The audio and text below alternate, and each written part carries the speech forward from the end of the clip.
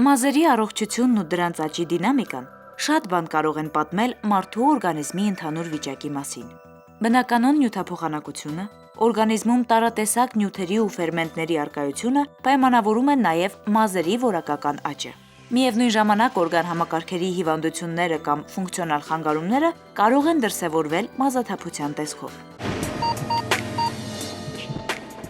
Ալոպեցիա, մազաթափություն։ Երևույթ, որը մարդուն անհանգստացրել է վաղնջական ժամանակներից եւ չի դադարում անհարմարություն պատճառել նաեւ մեր օրերում։ Հիմա շատացել են այդ տիպի խնդիրները, որտեվ եւ մթնոլորտային օդի կեղտոտվածությունն է շատ, եւ ստրեսներն են բավականին շատ, եւ հաճախ ոչ ճիշտ խնամքը։ Օրինակ պարզվում է, որ նույնիսկ ասենք թաց մազերով, թեկուզ երկար ժամանակ արևի տակ մնալը կարա վատացնի մազերի որակը, կամ եթե մարդը երկար կրում է պարիկ, երկար ժամանակ հագնում է ծանր եւ նեղ գլխարկներ։ Երեխաների մոտ գլխամաշկի հետ կապված խնդիրները կարող են լինել դեռ մի քանի ամսականից։ Հաճախ մայրիկները գալիս են մանկաբույժի մոտ եւ ցույց են տալիս մաշկը թե փոթված է, գանգատվում են, որ երեխայի մաշկը թե փոթված է, երբեմն այդ թեփը լինում է բավական հաստ շերտով, որ անհանգստացնում է մամաներին։ Այնուհետև գլխամաշկի խնդիրներ կարող են լինել եւ նախադպրոցական տարիքում եւ ավելի ուշ դպրոցական տարիքում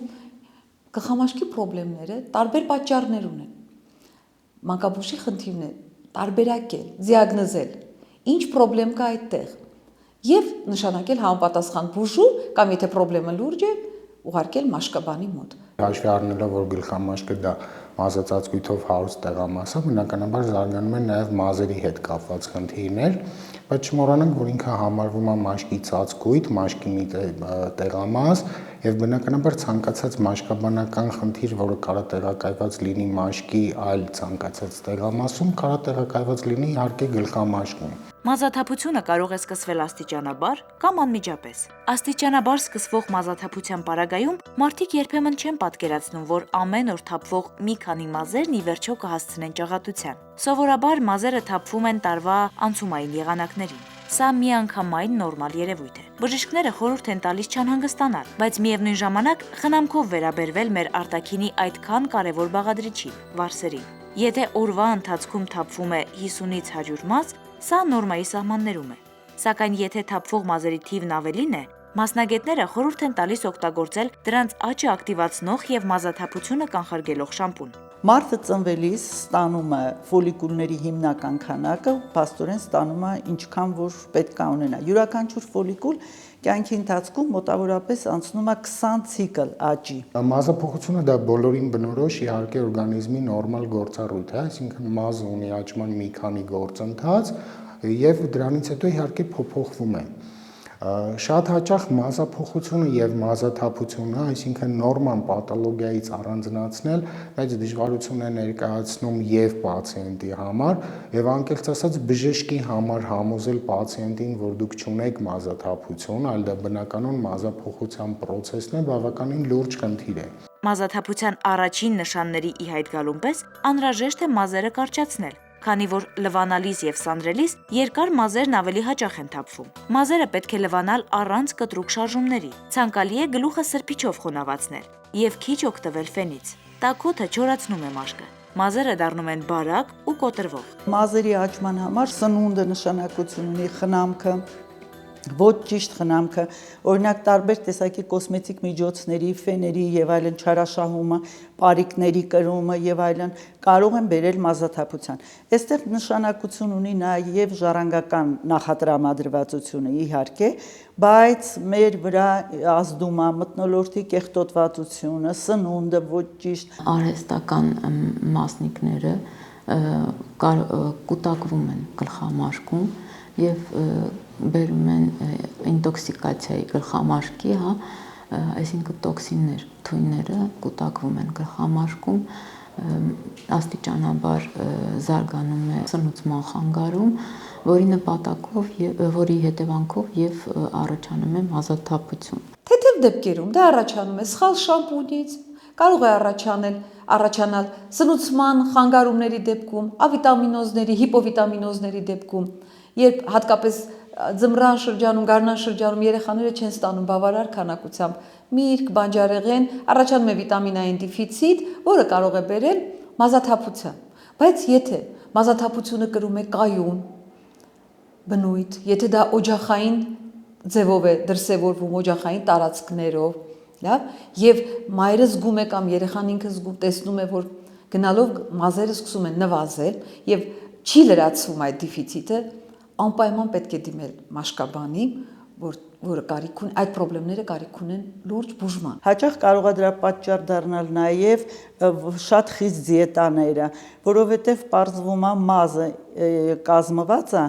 մոտ 97%-ով սպիտակուցային ծագում ունի, այսինքն եթե մենք անում ենք դիետաներ, որոնք խիստ սահմանափակում են պրոտեինը, սպիտակուցները, դա կարող է բերել վիտամինների պակասը եւ այլն։ Աստիճանաբար սկսվող մազաթափությունը, որն ի վերջո կարող է հանգեցնել ճաղատության, մեծամասամբ պատուհասում է տղամարդկանց։ Ալոպեցիան էնդոկրին համակարգի խնդիր է։ Մազաթափության պատճառը տեստոստերոնի քանակության ավելցուկն է։ Արդյունքում նկատվում է գլխամաշկի յուղոտություն, որն էլ առաջացնում է ճաղատություն։ Շատերը բողոքում են իրենց յուղոտ գլխամաշկից եւ բացառում են յուղոտ սննդամթերքները այն դեպքում, որ ոչ այդքան յուղոտ սննդամթերքներ պատճառ, ինչքան քաղցրը։ Այսինքն շաքար պարունակող բոլոր սննդամթերքները, սպիտակ ալյուրով պատրաստված սննդամթերքները ամենաառաջին թշնամին են։ Ընդ որում շաքար պարունակող ոչ միայն սննդամթերքները, այլև ըմպելիքները,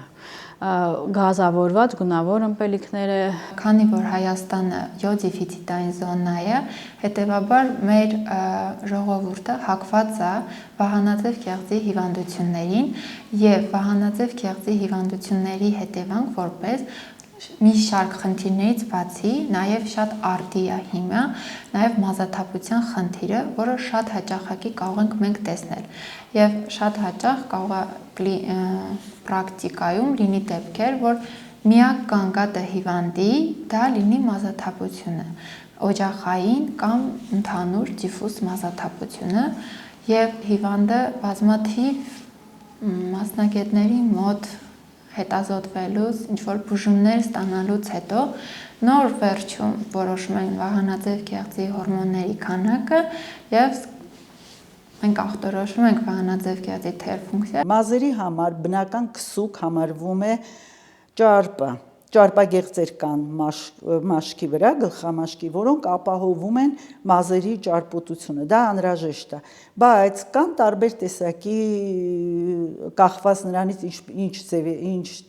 ոնց է ֆունկցիան, այսպես ասենք, լինում մազերը մարդու կարող են լինել չոր, նորմալ ճարպոտության եւ ճարպոտ։ Պարզվում է, որ օրինակ նույնիսկ հաճախակի սանրելը նպաստում է, որ ճարպագեղձերը ավելի արագ աշխատեն եւ դա առաջացնում է ճարպոտություն։ Գլխի մազածածկ շրջանը հանդիսանում է ճարպագեղձերի ամենախիտ դասավորություն ունեցող տեղամասերից մեկը եւ հետեւաբար ճարպագեղձերի գործունեության խանգարումներով պայմանավորված խնդիրները իհարկե առավելապես հանդիպում են գլխի մազածածկ շրջանում, դեմքում եւ կրծքավանդակի շրջանում։ Մենք ունենք այսպես ասած հիպերանդրոգենիա հասկացողությունը, որը նույնպես բավականին տարածում ունի երիտասարդ աղջիկների մոտ։ Եվ հիպերանդրոգենիաների ժամանակ էլ շատ հաճախ կարող ենք ունենանք գագաթային շրջանի, գլխի գագաթային շրջանի մազաթափության օջախների առաջացում։ Ուղղակի այստեղ մենք միայն մազաթափությունով չենք կարող սահմանափակվել, այստեղ նաև առկա են ակնեների խնդիրը, մաշկի խնդիրները, նաև այսպես ասած հիրսուցիզմ, դա երբ որ մենք ունենք մազակալման օջախներ, այսպես ասած տղամարդկային տիպի, մազակալում։ Մազաթափության պատճառներից կարող են լինել գլխամաշկի ճարպագեղձերի ֆունկցիայի հանգարումը, իսկ կամ ավել գերֆունկցիան կամ թերֆունկցիան։ Տղամարդկանց մոտ նույնպես կարող է եւ այդ ճակատային եւ գագաթային շրջանի մազաթափությունը լինի հետևանք որպես հիպերանդրոգենեմիայի։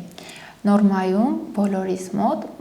այսպես ասած, եւ տղամարդկանց մոտ հատկապես երկրորդային սեռական հատկանիշների, ինչպես նաեւ յուրահատուկ մազակալումը պայմանավորված է տեստոստերոնի նորմալ մակարդակով, անդրոգենների նորմալ քանակով, բայց նորմայից արդեն շատ քանակները, իրանք արդեն մազարմատի վրա ունենում են պարադոքսալ էֆեկտ եւ մենք կարող ունենանք տեղային օջախային մազաթափության երևույթներ։ Ճարպագեղձերի գերաշխատանքը բնորոշ է համարվում է մեր ազգային առանձնահատկություն, երևի թե նստած է մեր գենետիկ մակարդակով եւ իհարկե գործոններից կառանձնացնենք նաեւ մեր բնակլիմայական բացասական գործոնները, մասնավորապես մենք ունենում ենք տարեկան կտրվածքով մոտ 60-70 աստիճանի տարբերություն, սկսած -30-ից մինչև +40 եւ մաշկի ճարպարտադրությունը դա հանդիսանում է բնականon ճարպարտադրությունը իհարկե, հանդիսանում է օրգանիզմի նորմալ գործառույթ,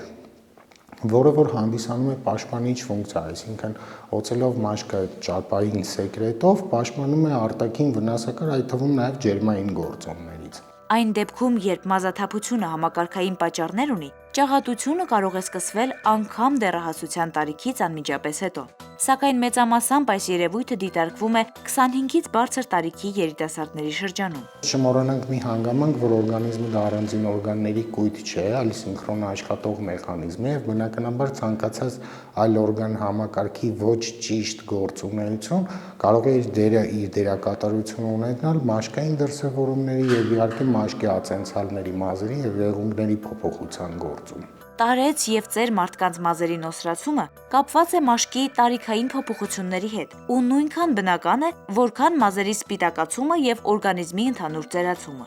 Սակայն երբ մազաթափությունը նկատվում է վաղ տարիքում ու մեծ չափերով, դա մտահոգության տեղիք պիտի տա։ Պատճառներից մեկը մազաթափության գլխամաշկի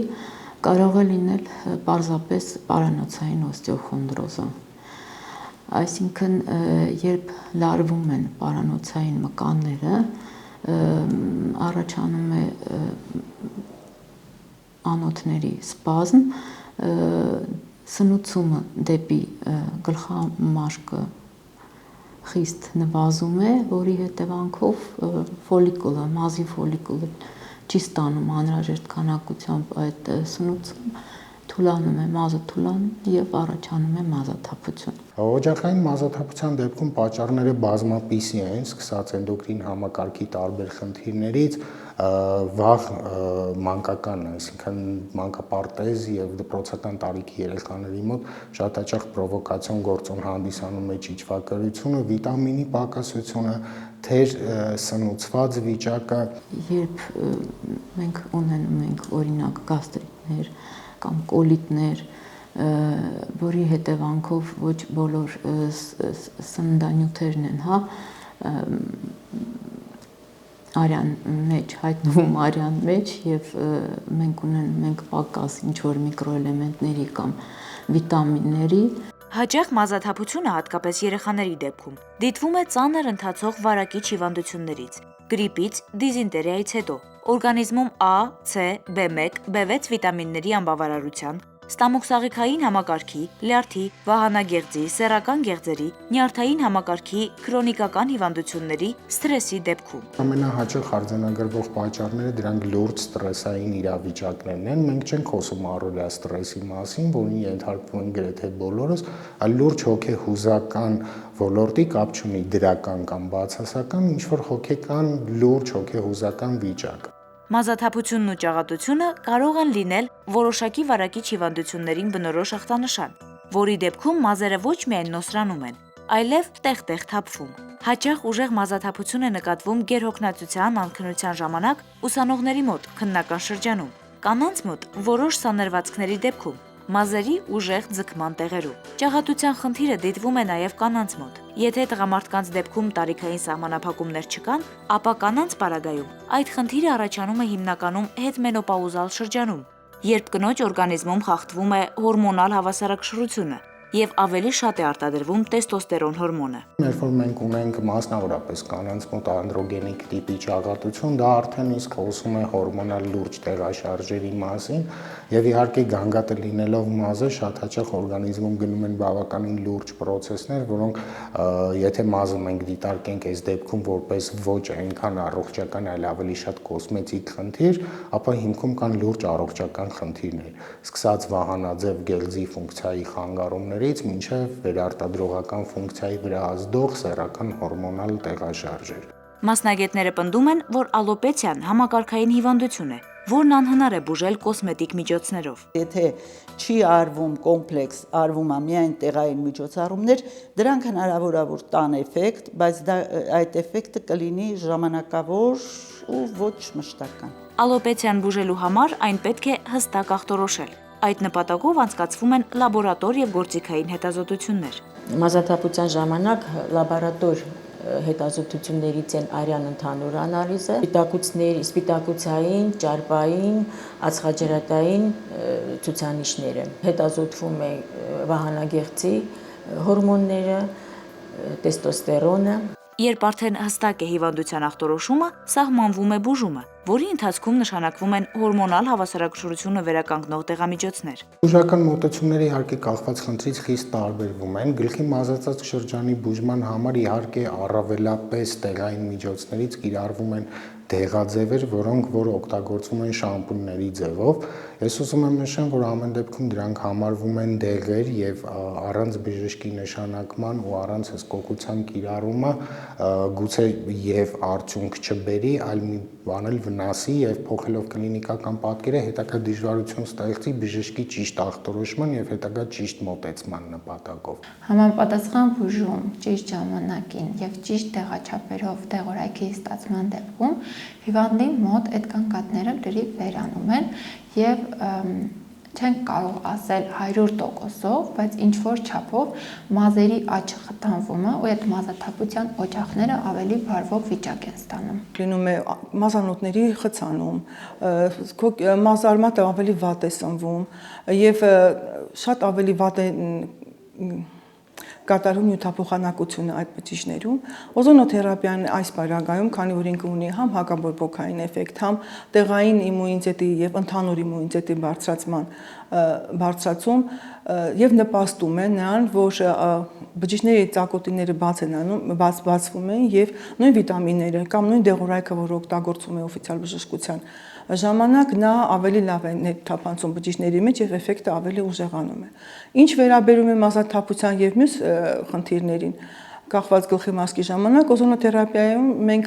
դա անում ենք մեզոթերապիայի ձևով, դա նշանակում է, որ մենք օզոնը շատ մանր, շատ փոքր դոզաներով եւ շատ փոքր ասեղներով նշեմ, ներարկում է գլխի մաշկի մեջ, որը հենց տեղային ազդեցություն է տալիս ընդհանուր ֆոնի բուժման վրա, կամ եթե դա թույլ կամ նոր սկսվող խնդրեմ է, արդեն առանց դեղորայքային բուժման ինքը իր էֆեկտը շատ ավելի լավ է ցուցաբերում։ Բուժման նպատակով օգտագործվում են դեղաբույսեր, որոնք կարողանում են մաքրել օրգանիզմը պարազիտներից, ճիճուներից, որդերից։ Օգտագործում են դեղաբույսեր, որոնք կարողանում են օրգանիզմից դուրս բերել պարազիտները, ճիճուները, որդերը։ Դրանցից են դառը օշինդրը, պապրտնիկը, չիրիդան, կան դեղաբույսեր, որոնք կարողանում են մաքրել, զտել արյունը, արյան բաղադրությունը կարգավորել։ Դրանցից են եղինջի տերևները, խատուտիկի արմատը։ Բուժման ընթացքում արգելվում են ալկոհոլային խմիչքները, ճարպոտ սնունդը, ձուկը, ձուն, այն մթերքները, որոնք առաջացնում են ալերգիաներ։ Կախված խնդրից արդեն մենք ունենք այլ օրգան համակարգում խնդիր, թե չէ տվյալ մասնագետի նշանակումներն են միանում։ Իհարկե մաշկաբանական մոտեցման մեջ եւս կիրառվում են մինչև անգամ ներքին ընդունման պրեպարատներ, օժանդակ պրեպարատներ, որոնք որ ազդում են իմուն համակարգի խթանման համար, վիտամինոթերապիա, ակնհայտ ավիտամինոզների դեպքում, այսինքն յուրաքանչյուր կոնկրետ դեպք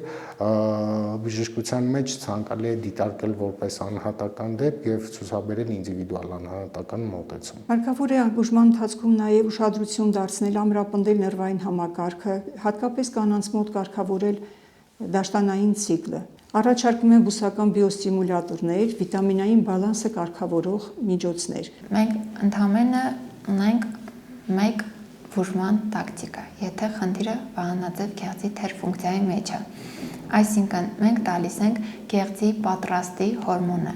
Եվ այստեղ ամենակարևորը որն է, որ մենք ընդունենք, որ դա ոչ թե մենք մարդուն հորմոնից կախվածության մեջ ենք գցում, այլ ուղղակի մենք չենք տալիս ենք այն բացը, որ իր օրգանիզմում չի արտադրվում։ Բուժման ընթացքում նշանակություն ունի նաև ճիշտ սննդակարգի պահպանումը։ Եթե փորձենք հասկանալ սննդամթերքի հետ կապված ինչ է անհրաժեշտ, որպեսզի մազը լինի առատ, առողջ ու փայլուն, առաջին տեղում իհարկե սպիտակուցներն է, որտեղ մազերի հիմնական մասը կերատինն է, որը էլի սպիտակուցային նյութ է։ Ամենահիանալի սպիտակուցային աղբյուրները կենդանական սպիտակուցների ձուկն է, ձուն, միսը եւ կատնամթերքը, բուսական սպիտակուցների աղբյուրները լոբեղենն է։ Պետք է հետևել, որպեսզի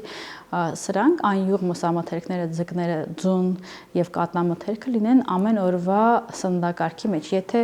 շաբաթը 3 օր սպիտակուցային աղբյուրը լինի կենդանական, իսկ 3-ից 4 օր էլ բուսական, կարելի է համարել, որ բալանսավորված սպիտակուցների օգտագործում է լինում։ Ամբողջական ցորենով պատրաստված հացերը, մեր օգտագործող հաճարինքը, էլի ամբողջական հացահատիկ է ծլացրած եւ այդ թեփով հացերի մեջ մենք գտնում ենք այդ վիտամին B խումբը, որը անհրաժեշտ է, որպեսզի մեր մազերը նորմալ աճեն։ Շատերը նույնիսկ ոչ միայն ուտում են դա, այլև որպես դիմակներ դնում են մազերին, ինչը իհարկե եւս խրախուսվում է։ Բոլոր տեսակի բանջարեղենները, աղցանների տեսքով, հյութերի տեսքով, բոլոր տեսակի հատապտուղներն ու մրգերը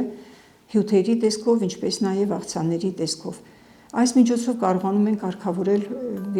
վիտամինային բալանսը։ Համալիր բուժման շրջանակներում կարևորվում է կոսմետիկ եւ խնամքի միջոցների նպատակային ընտրությունը։ Հակացուցված են խնամքի գելերի, տաք վարսահարդարիչի կիրառությունը։ Խորհուրդ է տրվում օգտագործել գլխամաշկը չորացնող շամպուններ։ Մենք պիտի աշխատենք մեր երեխաներին զերծ պահել հնարավորինս քիմիայից։ Բոլոր տեսակի մուսերից, գելերից, քիմիական տարբեր քսուկներից, որոնք հատկապես երեխաները, դեռահասները օգտագործում են մաշկին ձև տալու համար, գլխին ձև տալու համար, օգտագործում են մազերը ինչ որ սանրված անելու համար։ Եթե դա մեկ անգամ է, խնդիր չի, բայց եթե դա մշտական է, բոլոր այդ քիմիական քսուկները վնասում են գլխամաշկը, վնասում են մազերը, կարող են առաջացնել եւ գլխամաշկի խնդիրներ եւ մազաթափություն։ Կատեգորիկ դրանց մշտական օգտագործումը պետք է արգելել։ Մարդու գլխամաշկի որակից, մազերի որակից կախված ընտրվում են բուժական շամպուններ, որոնք որ արվում են պուլս թերապիայի ձևով, այսինքն օգտագործվում է հստակ ժամանակ մինչև որոշակի լավացում ստանալը, որից հետո պրոֆիլակտիկ նկատառումներով խորհուրդ է տրվում 2 շաբաթը 1, 10 օրը 1 որոշակի պրոֆիլակտիկ կուրս անել։ Համալիր բուժմանը զուգահեռ կատարվում են նաև տեղային մշակումներ, թուրմեր, կոմպրեսներ,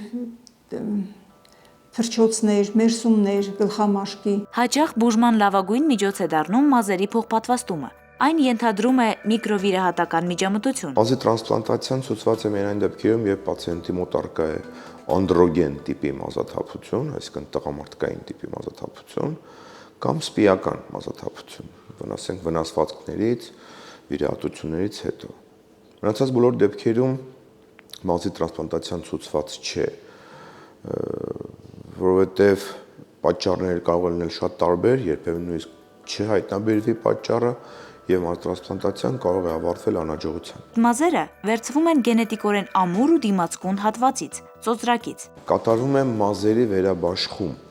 այսինքն ծոծրակային կամ քունքային հատվածներից, որտեղից մազերը երբեք թափվող չեն, նրանք խոցելի չեն անդրոգեն հորմոնի նկատմամբ։ Այդտեղից մազարմատները տեղափոխվում են ճակատային ու գագաթային շրջան, որտեղից որ թափվել են մազերը։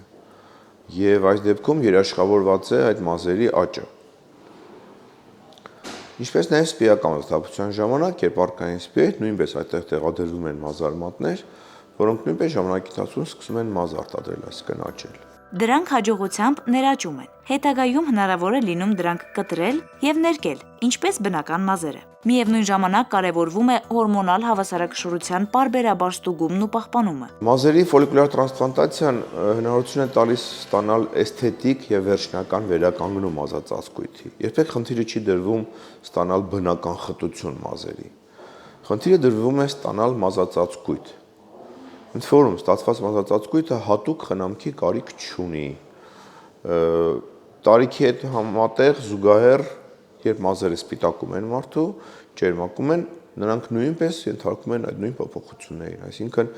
մեթոդը ինչով է լավ, որ նա հնարավորություն է տալիս ստանալ էսթետիկ եւ վերջնական վերականգնում։ Ամփոփենք։ Ալոպեցիան մազաթափությունը էնդոկրին համակարգի խնդիր է, որն ի վերջո կարող է հանգեցնել ճաղատության, առանց մազերի վերականգնման հնարավորության։ Դրա պատճառները բազմաթիվ են. տարած հիվանդությունները, գերհոգնածությունը, սթրեսը, սրանց հետևանքով ի հայտ եկած ճաղատությունը որոշ դեպքերում հնարավոր է բուժել։ Սակայն մեծամասամբ ճաղատությունը հորմոնալ հավասարակշռության խախտումն է, որը հիմնականում դիտարկվում է տղամարդկանց մոտ, առանց տարիքային սահմանափակման։ Սա հիվանդություն է, որը համալիր բուժում է ենթադրում։ Մինչև բուժումն իրականացվում է լաբորատոր եւ գործիքային հետազոտություն, պարզելու երևույթի պատճառը։ Այնուհետև նշանակվում է դեղորայքային բուժում, համադրված ճիշտ սննդակարգի ու խնամքի հետ։ Կիրառվում է նաև մազերի փոխպատվաստման միջոցը։